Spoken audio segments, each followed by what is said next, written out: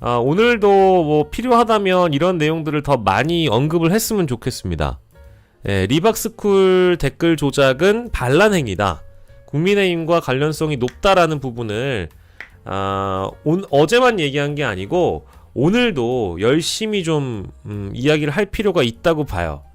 이거는 국민의힘이라는 정당과도 연계된 부분이 있고 김문수 대선 후보와 연결된 부분도 또한 있기 때문에 이것을 반복적으로 거론하고 문제를 끊임없이 지적하는 것은 대선 기간에 가장 필요하다고 저는 생각합니다. 다른 어떤 것보다도 리박스쿨은 이제 차후에 정권이 바뀌게 되면 이것 역시도 특검 사안이거나 수사 사안이기 때문에 지금 대선 기간에 충분히 운을 띄워놔야 정권이 실제 바뀌게 됐을 때 리박스쿨과 관련된 내용도 교육부와 관련된 이주호 장관과 관련된 내용도 확실히 매듭 짓고 수사를 해야 되기 때문에 반드시 이 내용이 많이 거론이 돼야 된다고 생각하고요. 리박스쿨 여러분들도 많이 공유를 해주셨으면 좋겠습니다. 근데 중요한 건 아직 모르는 분들도 계십니다.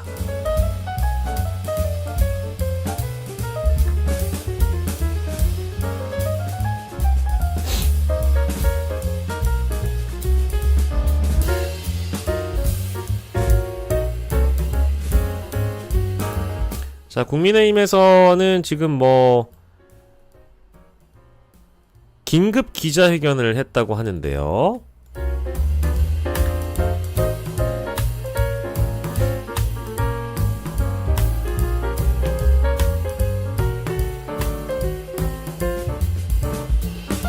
자, 봅시다. 지금 민주당에서 갑자기 터무니없이 댓글 공작 이슈를 들고 나왔습니다. 이미 앞서 저희들이 입장을 밝혔지만 김문수 후보나 저희 선거대책본부 그 누구와도 관련이 없습니다라고 얘기를 하는데요. 관련이 없다라고 얘기할 수는 없죠. 이제 뻔뻔하게 거짓말을 하는 것처럼 들리거든요. 터무니없지 않고요. 첫 번째, 장동혁 씨는 잘 들어주시고 터무니없지 않고요. 이거를 터무니없다라고 이야기할 국민은 단 한 명도 없습니다. 단 한 명도 없어요. 단 한 명도. 단 한 명도 없습니다.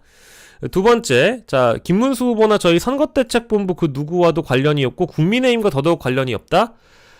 전혀요. 졸라 관련성 있어요. 너무 관련성 높아요.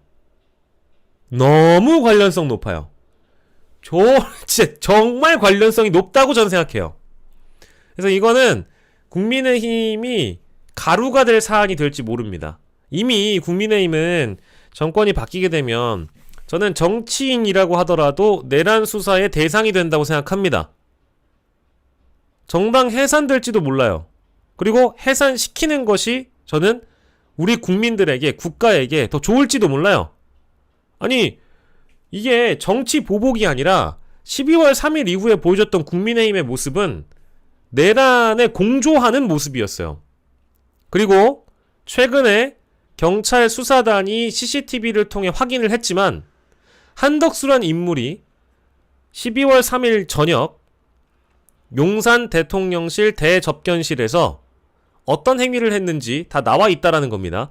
그동안 이야기했던 진술과 다 배치되는 행위였다는 거예요. 그러면 당신들은 그런 인물을 내란 종사 혐의를 받고 있는 핵심적인 인물을 대선 후보로 만들려고 했어요. 그 이유가 뭐겠습니까? 윤석열의 가장 최측근에 있었던 내란의 공조자, 내란의 공범을 대선 후보로 만들어서 자신들의 방탄마기로 쓰겠다는 그런 목적 아니었겠어요? 그걸 그리고 몰랐겠어요? 당연히 알았겠지. 저는 국민의힘은 지금 당의 존립 최대 위기인 상황이기 때문에 이 댓글 공작 이슈까지 겹쳐지면 설상가상이기 때문에 발끈하는 것 같은데 지금 뭐 이 세 문장에서부터 일단 이해가 안 되고요. 해당 유튜브 영상에서 보는 것처럼 우리 조정훈 의원이나 권성동 원내대표가 그 행사에 참여했다는 것을 마치 국민의힘과 관련이 있는 것처럼 이야기하고 있지만, 아니 근데 국민의힘의 의원이 그런 기자회견을 하는 것에 동의하지 않으면 그거를 왜 잡아줍니까? 예? 그걸 왜 잡아주고 거기에 있는 단체 인사들의 면면을 봤을 때 그리고 보좌관들이 실제 리박스쿨이라는 곳이 어딘지를 알고 뭐 하는 데고 어떤 활동을 하고 이거에 대한 사전조사도 없이 그냥 불렀다?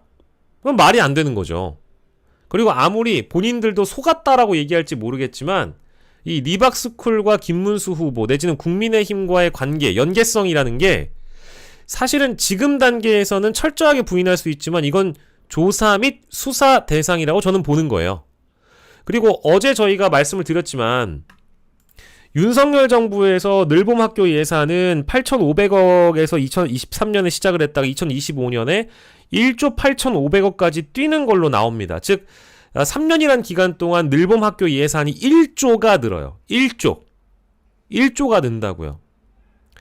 정부 차원에서 리박스쿨 및 댓글 공작단 그리고 늘봄학교 이런 것들을 교육부 차원에서 밀어주면서 사실상의 유겐트 어린아이들의 사상을 교육하고 주입시키는 것까지 했다면 저는 이건 국가적으로 심판을 받아야 된다. 국민들이 이걸 용납하지 않을 사안이에요. 게다가 그런 단체와 김문수가 가까웠다면 언제부터 알고 지냈는지도 확인해 볼 필요가 있다.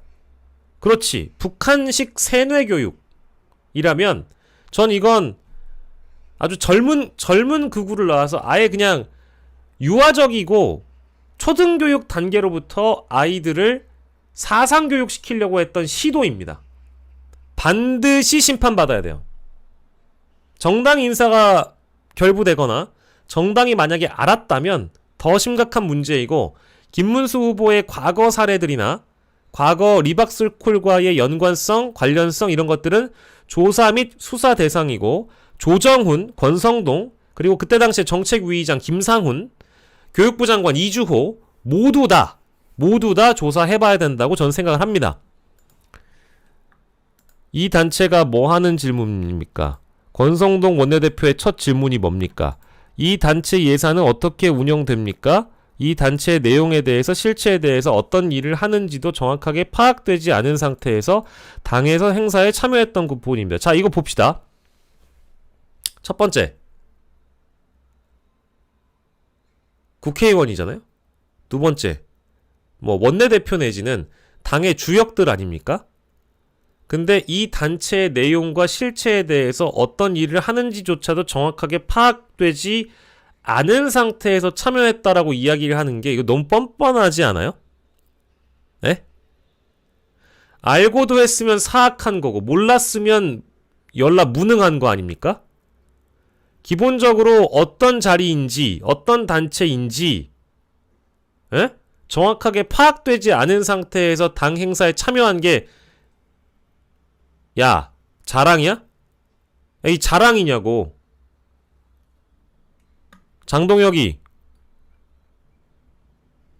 장동혁 씨, 자랑입니까? 이거를 자랑이라고 종합상황실장이 기자들 앞에서 떠들어요? 그 단체의 내용과 실체에 대해서 어떤 일을 하는지조차도 정확하게 파악되지 않은 상태에서 당에서 행사에 참여했다? 장난치냐고요. 국민들이 바보입니까?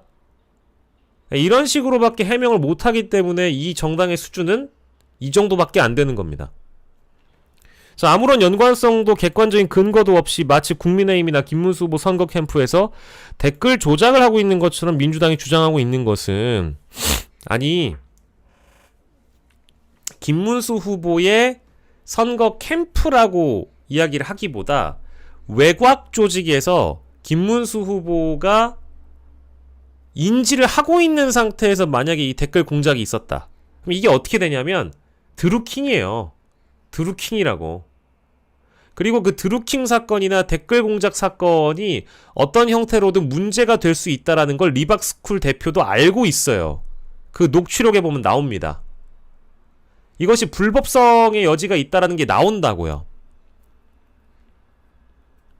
외곽 조직이라고 하더라도 국민의힘이나 김문수 후보나 국민의힘 선대위의 공식적인 직함을 갖고 있는 어느 누군가가 이 댓글 공작이 이루어지고 있는 어떤 대표나 단체가 외곽에서 활동하고 있는 걸 알고 있는 상태에서 지원을 받거나 지원을 했다면, 쌍방으로 지원을 했거나 지원을 받았다면 이건 드루킹 사건이 되는 거라고요. 어렵지 않아요, 이 사건은. 우리가 뭐 댓글 공작단 심판을 한두 번 봅니까? 심각한 겁니다. 민주주의의 교란 행위예요. 자, 더 좋지 않은 것은 댓글 공작. 자, 요거 보세요. 자, 선거 3일을 앞두고 김만배 신앙림의 대장동 커피 대선 공작이 있었고 수사받고 문제가 되지 않았냐고 물어보는데요. 자, 이것도 진짜 파렴치범들입니다. 아니, 나는 봉지욱 기자가 국회에서 얘기했던 거 고스란히 돌려주고 싶은데 아직 재판이 끝나지 않았고 검찰이 기소하면 그게 다 범죄가 됩니까? 검찰이 그리고 뉴스타파 기자들과 이 김만배 신앙림 사건 말고도 부산저축은행 사건에 관련돼서 당시 윤석열 무슨 검사가 뭐 봐주기를 했다라는 의혹을 제기한 것에 대해서 대통령 명예훼손건으로 검찰이 수사를 하는데, 명예훼손은 경찰의 관할이지 검찰이 수사할 수 없다라는 걸 전 국민이 다 알고 있어요. 되지 않는 문제를 가지고 검사가 수사했고 기소했어요. 뉴스타파와 언론인들을 국민의힘과 윤석열이 정권 초반부터 사형을 시키겠다, 범죄자로 낙인 찍고 달려갔지만 재판 중이고 그 기소도 정치적인 기소였어요. 다 알고 있습니다. 근데 이제는 대선 공작이 있었고 수사받고 문제가 되지 않았냐고? 아니지. 아직 유무죄가 판단된 게 아닌데. 저는요, 이거 만약에 뉴스타파가 무죄 받잖아요? 뉴스타파가 무죄를 받으면 저는 이 정당은 없어져야 된다고 봅니다. 김기현 당시에 그 원내대표인지 당대표인 사람이 사형을 운운하면서 무슨 뭐 쿠데타니 어쩐다, 뭐 대선 희대의 대선 개입 시도 뭐 이런 식으로 비판을 했었거든요. 윤석열 정부 시절에 검찰로부터 수사받고 기소된 언론인들 만약에 무죄 받으면 저는 국민의힘은 가루가 돼야 된다고 봐요. 아주 정당의 존립 근거와 이 가치가 없는 정당입니다. 언론의 이 표현의 자유를 재갈을 물리고 대통령이 된 사람의 명예훼손죄로 검찰이 수사를 한다? 전 세계에 없는, 유례 없는, 진짜 정말 찾아보기 힘든 사례예요. 독재 국가가 아니고서는. 근데 거기에 부환해동에서 여당의 지도부들이 사형을 운운하며 기자들을 완전히 그냥 압살하려고 했던 시도, 두 번 다시는 있어서도 안 되는 일입니다. 근데 이제는 또 이걸 울고내잖아요. 커피 대선 공작이다. 일단 보자고요, 재판에서. 예. 기소가 되면 무조건 범죄가 되는, 범죄라는 식으로 주장하는 것은 이제 통하지 않아요. 왜? 검찰 자체가 정치 검찰이었으니까. 지난 3년간의 검찰을 믿는 사람이 누가 있습니까? 제가 그 내용 보여드려요? 어제 봤던 내용 중에 잠깐 한 장면을 갖다가 쓰겠습니다.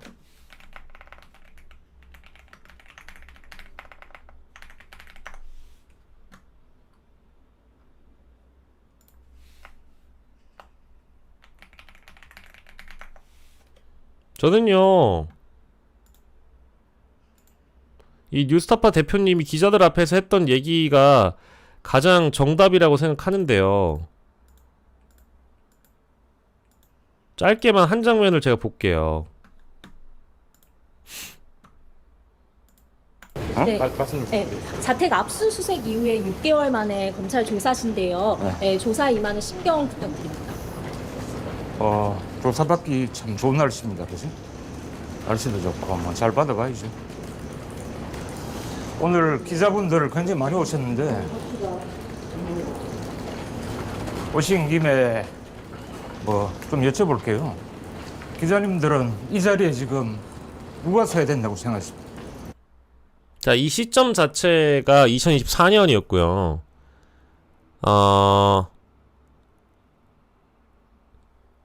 언론사 대표, 뉴스타파 언론사 대표가 윤석열 명예훼손이라는 건으로 수사를 받기 위해 나온 겁니다. 여러분, 지금 김건희 수사 제대로 받았어요?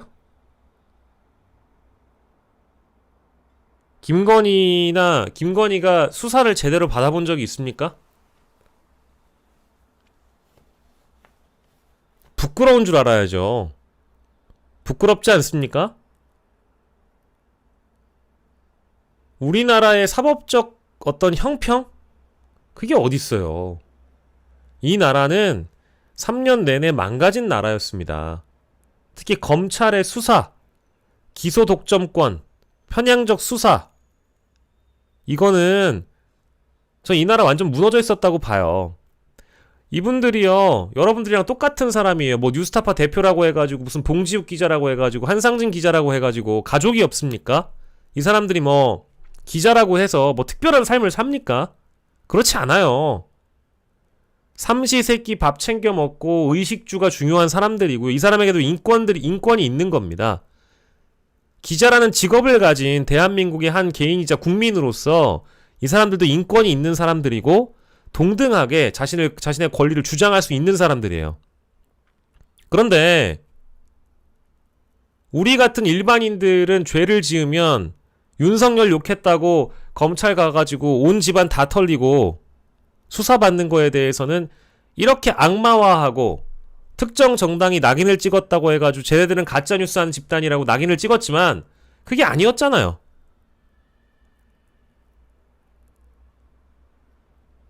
정권 초반부터 언론도 부안해동 했었고. 이 자리에 진짜 서야 될 사람이 누군가 어떻게 생각하세요? 응? 어떻게 생각하시지? 입장 보고로 말씀해 주시면 될까요? 저희? 그럼요. 자, 김건희 씨 아닙니까?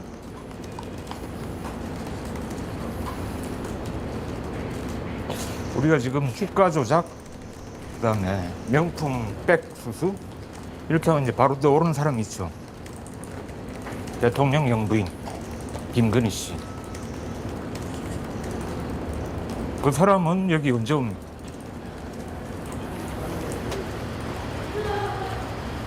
반부 패부가 해야 될 일이 뭡니까? 우리는 유력한 대선 후보의 문제를 검증하고 비판적으로 보도를 했습니다. 자, 그런데 지금 반부패 수사부에서는 자기들이 옛날에 모시던 상관이었겠죠, 그죠? 그분의 명예를, 자기 상관의 명예를 지금 지키기 위해서 검찰 권력을 지금 사적으로 이용하는 겁니다. 이거는 명백히 보복 수사라고 밖에 볼 수가 없습니다. 그리고 오늘 기자분들 많이 모였으니까 제가 한마디 드리겠는데, 우리 기자들, 저를 포함해서, 그리고 저널리즘, 한국의 언론이 전부 엄청난 불신을 받고 있죠. 우리 스스로 다 자괴감을 느끼고 있습니다. 거기에는 여러 가지 문제가 있겠지만 우리가 어쨌든 실천해야 될 그런 일이 있다면 권력자의 말만 받아 쓰지 말자. 그죠? 자, 검찰, 검사, 그 다음에 뭐 티타임 이런 데서 나오는 말만 받아 쓰지 맙시다. 그죠? 그들의 말이 얼마나 근거가 있는지, 얼마나 사실에 기반하고 있는지, 그 다음에 얼마나 진실에 부합한지, 그걸 검증해가지고 써야 되는 게 우리 저널리스트들의 소임 아닐까요? 저는 그런 것들을 그렇게 어렵게 않게 오늘부터 실천을 할 수 있다고 생각을 해요. 저와 여러분들 다 이제 기자 동료 아닙니까? 그렇죠? 그러니까 우리가 실천할 수 있는 거는 같이 실천하고 함께 노력해 나갔으면 좋겠습니다. 네, 이게 뭐 어려운 얘기가 아닙니다. 어려운 얘기가 아니고, 하나의 어떤 뉴스를 접했을 때 그 뉴스가 이런 뉴 미디어를 통해서 전파될 뿐만 아니라 사실 레거시 미디어라는 전통적인 이 미디어를 통해서 보도가 되는 것이 사실 더 많은 국민들이 알 수 있는 어떤 확산성을 가지고 있죠. 아무리 유튜브라고 하더라도 그 한계가 있는 겁니다. 근데 포털을 뒤덮고 있는 레거시 미디어들이 이 뉴스타파의 보도 중에 실제 이 정권의 치명타가 될 만한 보도, 뭐 나쁘게 얘기하면 치명타인데 좋게 얘기하면 우리 국민들을 위해서라도 이 행정부가 잘못되고 있다라는 경고음, 이거를 같이 얘기해줬다면 우리가 그 3년 동안 고생을 좀 덜 했을지도 모르겠어요. 근데 이분들만 너무 고생했거든. 사실 제가 고생한 건 아무것도 아닙니다. 제가 고생이라고 할 것도 없는 사람이고, 장인수 기자나 이명수 기자나 서울의 소리도 마찬가지고, 뉴스버스라는 언론도 마찬가지고요. 이번 3년을 돌이켜보건대 굉장히 많은 사람들이 고생을 했죠. 예. 그래서 제가 더 유심히 보는 이런 보도들은 대부분 뉴미디어 플랫폼 안에 들어와 있거나 아니면 사람들의 관심 밖에 있는 것들이 더 많았습니다. 근데 불행 중 다행인 것은 이제는 사람들이 더 많이 알아주고 있는 것 같아요. 이제 그런 보도들을 공유하고 서로 알려주고 관심을 가져주고, 어떤 레거시 언론이 더 먼저 받아 써주나 칭찬도 해주고, MBC든 JTBC든 그런 역할을 또 해주는 경우도 있고 하다 보니까 예전에 디올백보다는 훨씬 나아졌다라는 생각이 들죠. 디올백 때는 굉장한 상실감과 허탈함을 느꼈었죠. 근데 어제 양태는 어제 있었던 리박스쿨 보도는 양태는 비슷했던 것 같아요. 하지만 확산성이라는 측면에서 보자면 디올백 때보다 더 많이 빨라졌죠. 그리고 윤석열 정부가 무너지는 과정이었기 때문에 지지도가 워낙에 안 나오고 실정은 심각해지고 사람들의 분노가 일상적이었기 때문에 김대남 녹취록이 나올 때쯤에는 이미 정권이 거의 사실 무너지는 단계였다 전 보고요. 그 전에 나왔던 여러 보도들도 마찬가지로 정권의 치명타가 되는 보도가 참 많았었습니다. 디올백 때도 보도 한 2박 3일 동안 그 어떤 언론들도 받아 써주지 않았었고, 민주당에서 논평이 나오기 시작하니까 이제 정치부에서 따라 받아 써주면서 그게 화제가 됐고, JTBC가 마치 서울의 소리를 좀 평가절하하면서 이 보도가 서울의 소리 기자인 이명수에게 예산을 줬고 그 예산으로 디올백이 사진 거다. 사실상의 이 취재윤리가 지켜지지 않았다는 식의 비판 보도였음에도 불구하고 그 보도가 디올백 보도를 더 불타오르는데 촉매제가 됐죠. 그랬습니다. 근데 그 이후에도 뉴스버스의 대검찰청의 디지털 캐비닛 보도라든지 이번에 있었던 리박스쿨 보도를 보면 레거시는 잘 받지 않아요. 받지 않고 정치권의 인사가 그 이슈를 언급을 해야만 화제가 됩니다. 그래서 어제 오후에는 민주당이 유세 과정에 이재명 후보가 리박스쿨을 직접 언급했기 때문에 그래서 레거시에 이제 화제가 됐다라고 봐야 될 것 같아요. 네. 저는 레거시 미디어에 서운할 것도 없고 더 바랄 것도 없는데 지금 뉴스타파 대표님이 말씀하신 것처럼 아주 작은 움직임들 하나하나 모여서 나비 효과처럼 세상을 바꾸기도 하니까 저는 레거시에 계신 기자분들을 아주 비난하거나 그러고 싶은 마음이 없어요. 어쨌든 동료의식을 가지고 많은 분들이 좀 이렇게 함께 했으면 좋겠다. 그런 생각이 들었습니다. 한 장면만 더 볼까요? 제가 봤던 장면 중에는 봉지욱 기자를 거의 완전히 매도하는 그런 국회 장면이 있어요. 그 장면을 보고 나서 사실은 좀 마음이 많이 불편했는데 그래도 한 번쯤은 보여드리고 싶었습니다. 어떻게 뉴스타파의 보도를 매도했는지 봐야 될 것 같아요.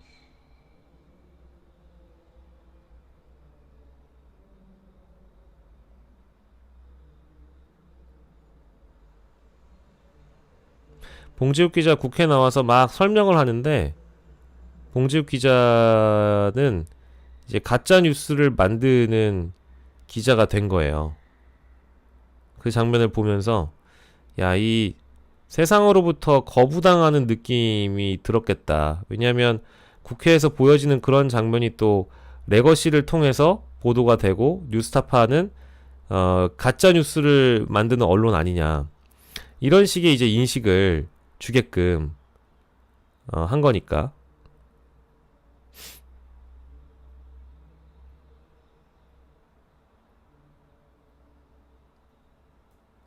여기서부터 보겠습니다.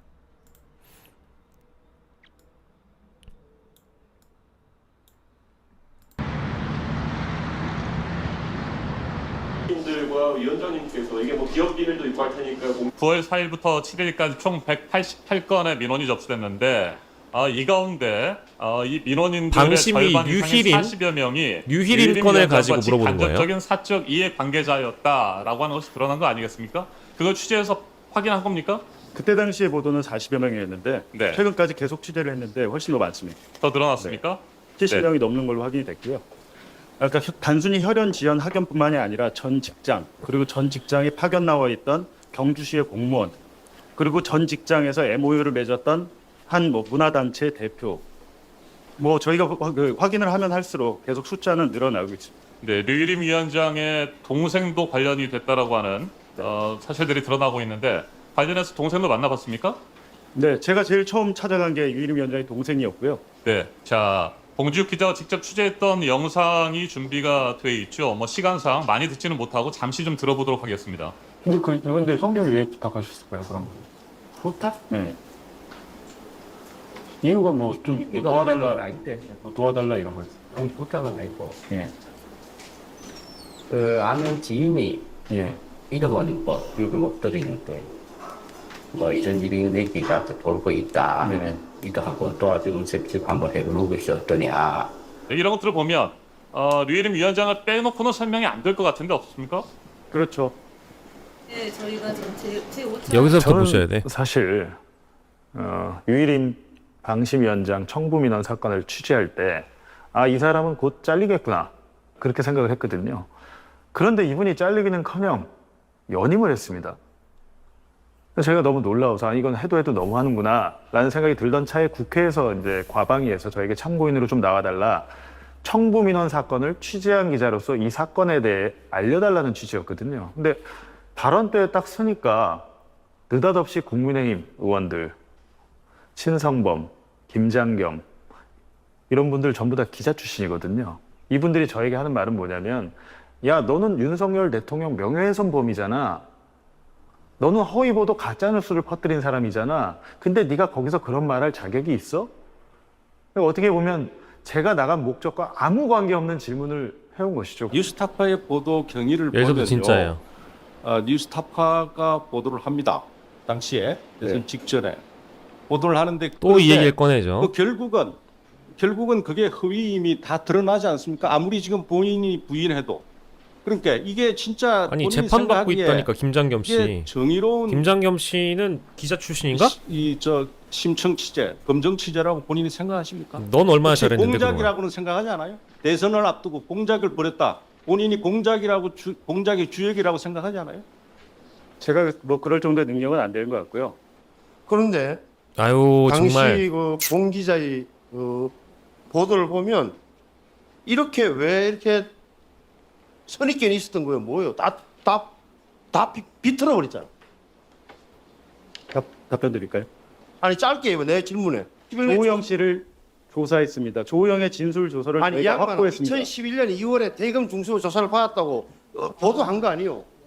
2014년 경기경찰청 조우영의 진술 무슨 조서 소리야? 조우영 씨 스스로 2011년 대검 중수부에서 대장동 대출건으로 수사를 받았고 지금 저희가 계속 앞뒤 상황과 관련 판결문까지 다 공개했는데도 불구하고 그런 것들은 보지 않으시고 무조건 이것은 아니, 아니 가짜 뉴스라고 하면 당시 가짜 뉴스가 되는 겁니다. 보도 당시 명색이 기자를 했던 사람이 모든 게 뻐먹고 뭐죠? 이게? 망신주기죠, 나는 이해가 망신주기. 안 돼. 네. 제가 말씀드리겠습니다. 만약에 지금 검찰이 8개월 넘게 수사를 하고 있는데 저 조사 한 번 받았습니다. 더 이상 부르지도 않더군요. 근데 다음 주쯤 기소를 할 것 같습니다. 재판에 가서 저희가 허위 보도로 드러나고 이 대목입니다. 모든 것이 말씀하신 대로 가짜 뉴스라면 제가 법적 처벌을 더하게 받겠습니다. 하지만 지금 6개 언론사 10명에 가까운 기자들을 압수수색하고 이렇게 엄청난 국기문란 1급 살인죄까지 운운하시면서 국민의힘에서요. 근데 만약에 재판 결과가 무죄라면 그때 어떻게 책임지겠습니까? 제가 여쭙고 싶습니다. 그 부분. 그래서 지금 우리 봉지욱 참고인이 그 같은 허위 뉴스, 우리가 조작하는 허위 조작 뉴스에 가담했으면서도 지금 검찰에 구속되지도 않고 이렇게 국회에서 참고인 자격으로 마음대로 의견을 이야기할 수 있는 것은 그만큼 우리나라가 이 사람 언론 다 자유에 기자 대해서 출신이에요. 또 공직자 검증에 대해서 폭넓은 재량과 폭넓은 자유를 주고 있기 때문입니다. 최영두 의원님도 기자 출신으로 알고 있는데요. 문화일보에 계셨고 워싱턴 특파원까지 하신 걸로 알고 있습니다. 근데 만약에 최영두 의원님이 쓰신 기사가 문제가 돼서 검찰의 수사를 받는데 이게 여러분들이 알고 있는 아주 오래전부터 일간지의 힘이 있었던 뭐 문화일보, 조선일보, 동아일보, 심지어 뭐 KBS, MBC 출신 뭐 이런 기자들, PD들이 정치인이 되면, 정치인이 안 돼도 뭐 이제 시민사회 단체 중에는 굉장히 우익적인 단체들이 많으니까 그런 걸 보면 직장인이었던 사람들이 많아요. 기자의 일을 할 뿐이지 직장인이었고 항상 그 회사 내에서도 기득권에 서 있거나 아니면 그냥 한번 내 꿈은 MBC 사장, 내 꿈은 KBS 사장, 이런 인간들이 많아요. 근데 그런 사람들을 제가 오랜 기간 지켜봤지만 언론인이라고 할 수 있느냐? 전 그렇게 보지 않습니다.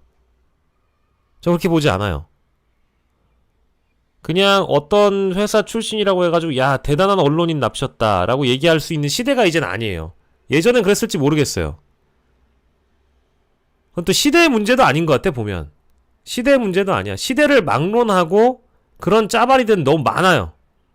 소위 가짜 언론인들은 너무 많다고요. 조선일보를 다녀도 꼭 조선일보처럼 되는 것도 아니거니와 MBC를 다녀도 꼭 MBC처럼 되지도 않아요. 이 모든 언론사에 직장인들이 있습니다. 조선일보가 까라면 까고, 연합이 까라면 까고, MBC가 까라면 까고, 그렇게 사는 사람들 많아요. 근데 내가 어떤 일을 하느냐, 그러니까 내가 무엇을 하느냐, 내 무엇이 되느냐보다는 무엇을 하느냐가 항상 우리에게 중요합니다. 정치인도 마찬가지예요. 기자도 마찬가지고. 우리가 어떤 직함으로 존재하느냐보다 우리가 어떤 마음가짐으로 무엇을 하면서 사느냐가 제일 중요한데 그저 사회 기득권층으로 분류돼서 내가 MBC 출신이라고, 내가 KBS 출신이라고, 내가 문화일보 출신이라고, 내가 조선일보 출신이라고 내 것이 출신인 게 자랑인 시대는 이제 아니에요. 그게 바로 봉지욱 기자에게는 선배 기자들이거든요. 이 양반들이.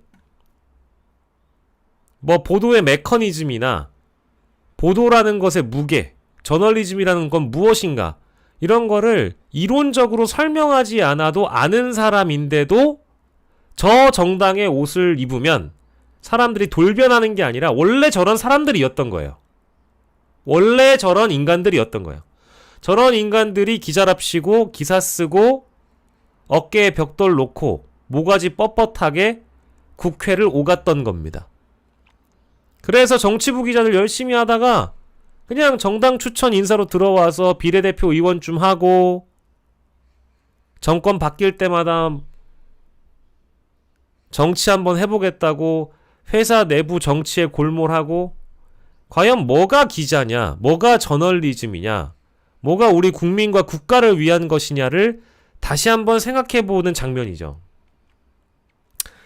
저는요, 봉지욱 기자나 뭐 뉴스타파가 뭐 그만큼 우리나라가 언론 자유에 대해서 또 공직자 검증에 대해서 폭넓은 재량과 폭넓은 자유를 굉장히 대단히 훌륭한 회사고 띄워주고 싶어서 이런 말씀을 드리는 게 아니고 뉴스타파도 언젠간 사람이 하는 일이기 때문에 실수할 수 있겠죠. 지금까지는 실수가 있었는지 없었는지 한번 모르겠습니다. 근데 앞으로도 사람이 하는 일이면 실수할 수도 있고 얼마든지 그 조직이 하는 일에 오류가 있을 수도 있죠. 그리고 이 회사가 지금 너무 이제 뭐랄까 국민들의 여망을 담은 저널리즘을 이제 추구하고 실현했기 때문에 지지를 받지만 언젠가는 또 똑같이 비판을 받을 수도 있겠죠. 근데 그게 레거시든 아니든 간에 우리가 추구해야 되는 진실과 저널리즘의 방향이라는 게 플랫폼별로 다르지가 않아요. 레거시 기자든 뉴미디어 기자든 저널리즘의 원칙은 사실을 근거로 해 진실을 추구하는 일입니다. 거기에 이념이 들어가지도 않고 진영이 들어가지도 않아요. 애국이라는 게 들어가지도 않습니다. 그냥 국민의 알 권리. 사람들에게 어떤 것이 기사로서 가치를 가지느냐. 민주주의를 수호할 수 있는 공기가 되는 것. 그게 아마 언론의 역할인 것 같아요. 근데 레거시가 그 일을 하지 않다 보니까 뉴스타파라는 독립 언론이 생긴 것이고 아무도 윤석열을 견제하지 않으니까 제대로 견제하지 않으니까 과거의 사례를 검증 차원에 제기했는데 여전히 사실상의 가짜 뉴스를 보도한 기자들로 낙인 찍히고 있다는 거. 뭐 그 과정에 이런 장면이 있었다는 겁니다. 계셨고 워싱턴 특파원까지 하신 걸로 알고 있습니다. 근데 만약에 최영도 의원님이 쓰신 기사가 문제가 돼서 검찰의 수사를 받는데 아직 기소가 되지도 않았는데 정치권에서 이걸 가짜 뉴스다 말다 하면 받아들이실 수 있겠습니까? 아니 왜냐하면은 그것은 지금 이것은 판결이 내려진 것도 아니고 크게 말씀해 주세요. 근데 그때 보면 제 목소리가 약간 빨라지고 상기돼 있잖아요. 지금처럼 느리게 얘기하지 않고 약간 저도 흥분을 했지만 눌렀죠. 저는 봉지욱 기자라는 사람을 잘 몰라요. 만난 적도 없어요. 그냥 뭐 이제 하는 보도로서만 평가하는 겁니다. 그리고 뭐 제가 뭐 이 방송을 통해서 뉴스타파 만세! 봉지욱 만세! 이런 거 하려고 하는 게 아니고 제가 얘기하고 싶은 건 이런 거죠. 이분들이 얘기하는 건 그냥 상식인 거예요. 상식이기 때문에 상식을 추구하는 언론인들이 더 많아졌으면 좋겠다. 꼭 뉴스타파뿐만이 아니더라도 레거시 언론이더라도 상식을 얘기하는 언론들이 더 많아져야만 저는 두 번 다시는 윤석열 같은 괴물이 탄생하지 않고 윤석열이라는 괴물로 밥 벌어먹고 사는 이런 끈앞풀들이 잘 먹고 잘 사는 세상이 되지 않을 수 있는 겁니다. 그런 의미에서 이준석도 마찬가지예요. 이준석은 윤석열과 다를 거라고 평가하는 언론인들이 너무 많아요. 그러면서 이준석을 동시에 과거에 윤석열 띄워주듯이 이준석을 똑같이 띄워주고 있어요. 윤석열에게는 이 도덕적이고 윤리적인 잣대가 무뎌져요. 그래서 윤석열이 대통령이 된 거예요. 레거시 언론의 책임이기도 합니다. 근데 지금 보면 똑같다고요.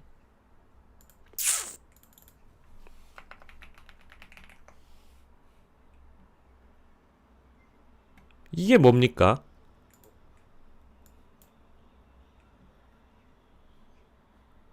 이게 뭐냐 이거예요. 응?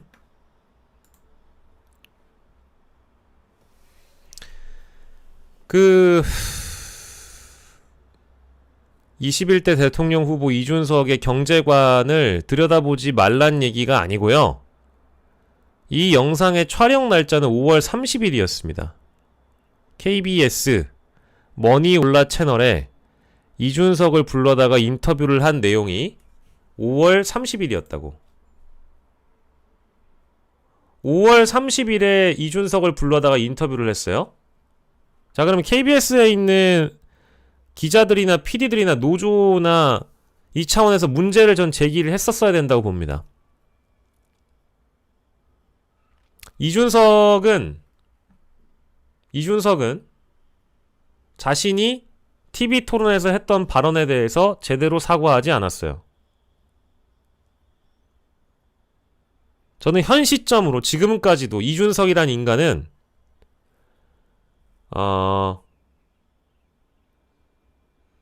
공론의 장에서 저렇게 대통령 후보로서 경제관을 이야기할 수 있는 사람은 아니라고 봅니다. 왜?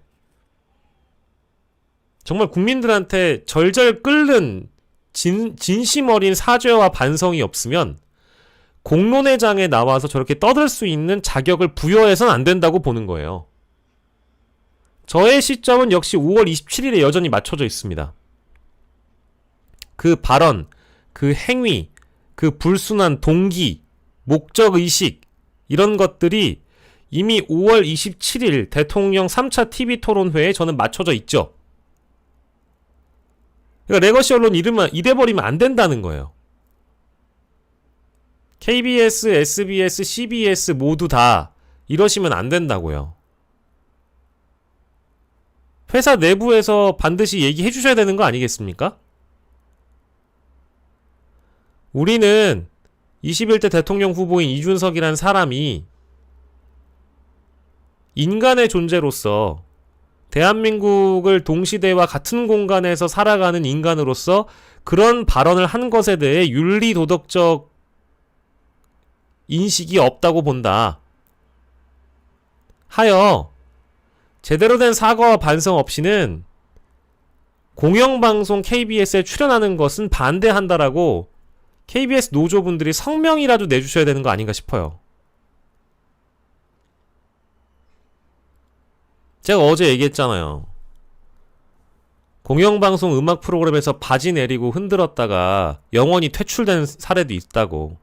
그거와 뭐가 다릅니까?